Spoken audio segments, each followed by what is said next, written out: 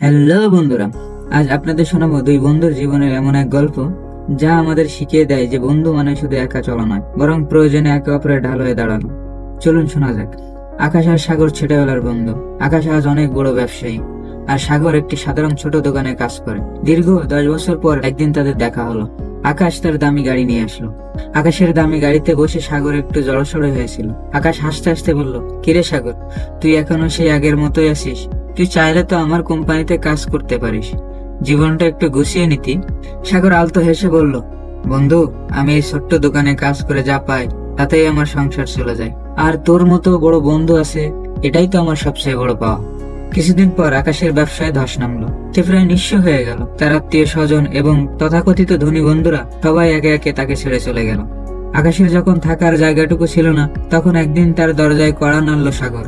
সাগর তার জমানো সবটুকু টাকা আর তার ছোট ঘরের চাবি আকাশের হাতে তুলে দিয়ে বলল, বন্ধু, তুই সেদিন বলেছিলি না আমি কেন তোর কোম্পানিতে গেলাম না? আসলে আমি এই দুর্দিনের জন্যই টাকাটা জমিয়েছিলাম। আমি জানতাম না তোর বিপদ আসবে কিনা, কিন্তু আমি চেয়েছিলাম যদি কখনো তুই পড়ে যাস, যেন তোরে ধরার মতো কেউ থাকে।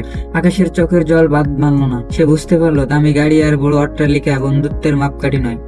আসল বন্ধু সেই যে অন্ধকারের সময় পাশে এসে দাঁড়ায়। আকাশ কাপা কণ্ঠে সাগরকে বলল, আজ আমি বুঝলাম আমি ধনী হওয়ার নেশায় আসল সম্পদটা চিনতে ভুল করেছিলাম। তুই আমার জীবনের সব থেকে বড় পাওয়া। সাগর বলল, আরে পাগল, বন্ধু বন্ধুর জন্যই করবে না তো কে করবে? চল আবার নতুন করে শুরু করি।